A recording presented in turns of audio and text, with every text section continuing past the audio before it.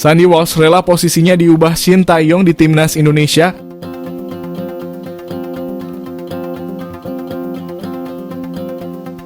Asalkan ia tetap mendapatkan menit bermain. Seperti diketahui, Sandy Walsh akhirnya telah menjalani debutnya bersama timnas Indonesia. Pemain keturunan Indonesia Belanda ini telah menjalani debut pertamanya di skuad Garuda saat tampil melawan Turkmenistan. Ia debut bersama tim Merah Putih melawan Turkmenistan di Surabaya pada September lalu.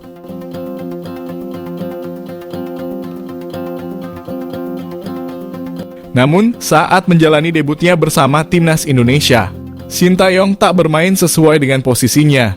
Sandy Walsh yang biasanya main sebagai wingback kanan itu digeser oleh Shin Tae-yong menjadi center back. Hal ini karena untuk saat ini posisi wingback kanan timnas Indonesia dihuni oleh Asnawi Mangkualam.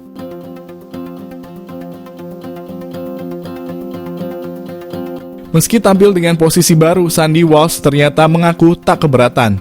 Pemain asal klub Belgia KV Mechelen tersebut mengaku menikmati pertandingan bersama timnas Indonesia.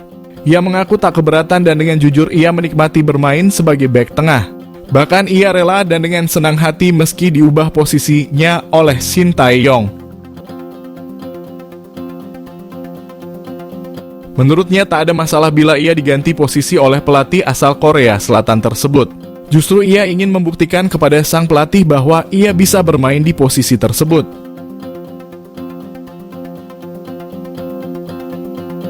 Ia bakal menunjukkan kemampuan terbaiknya di atas lapangan.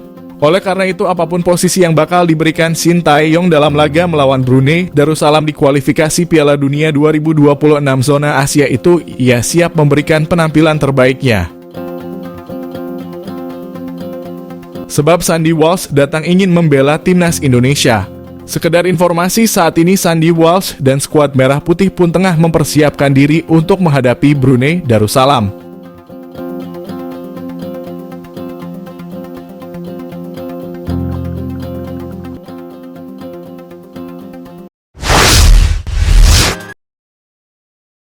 Persaingan ketat posisi penyerang timnas Indonesia jelang lawan Brunei Darussalam. Dimas Derajat terancam kehilangan tempat.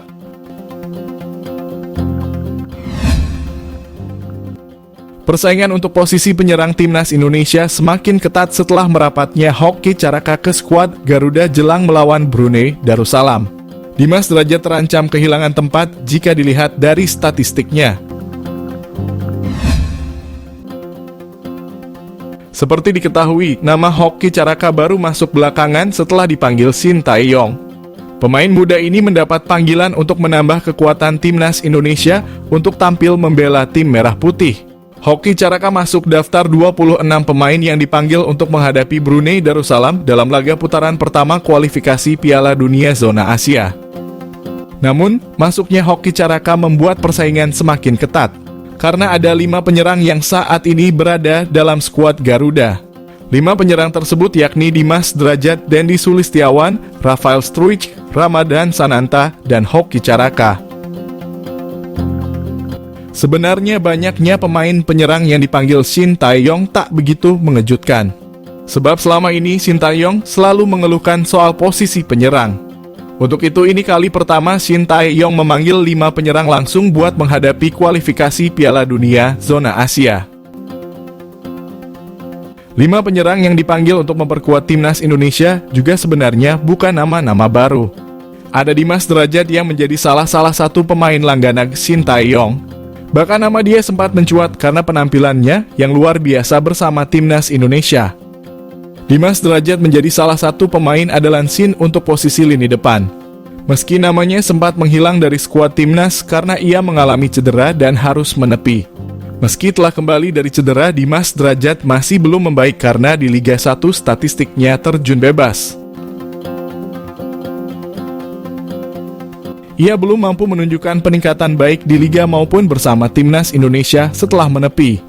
Sehingga posisinya di timnas Indonesia pun terlihat mulai tergeser dengan pemain lain yang datang saat Dimas Derajat memang harus menepi kala itu.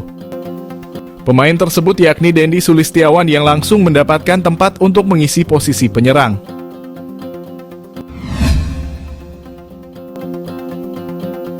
Dendi Sulistiawan sampai saat ini menjadi salah satu pemain andalan Sintayong. Bahkan dalam beberapa agenda tim merah putih belakangan ini, ia tak pernah absen dalam panggilan. Kemudian penyerang yang belakangan ini berhasil mencuri perhatian pecinta sepak bola tanah air yakni Ramadan Sananta.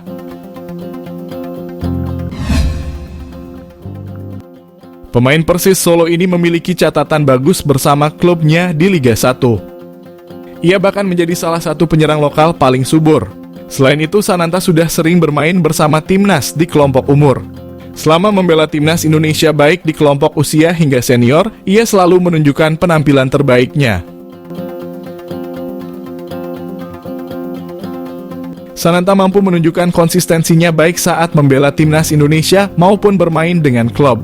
Dengan begitu, tak diragukan apabila ia bakal menjadi salah satu pemain andalan Sintayong nantinya.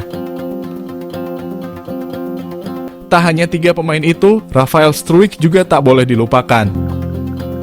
Pemain keturunan Indonesia ini menjadi salah satu pemain yang cukup mendapat kepercayaan Sintayong. Meski usia Rafael Struijk masih 20 tahun, tetapi Sintayong cukup mempercayainya. Pemain Ado Den Haag ini bahkan sudah bermain sebagai starter bersama timnas Indonesia saat melawan Argentina. Selain sudah beberapa kali mendapat kepercayaan membela timnas senior, pemain kelahiran Belanda itu bahkan sudah menjadi andalan di timnas U23 Indonesia. Dengan demikian, bukan hal aneh apabila Rafael Struijk kembali mendapat kepercayaan membela tim merah putih dalam laga melawan Brunei Darussalam. Namun Rafael Struijk pun tak bisa bersantai karena persaingan semakin ketat dengan bergabungnya Hoki Caraka.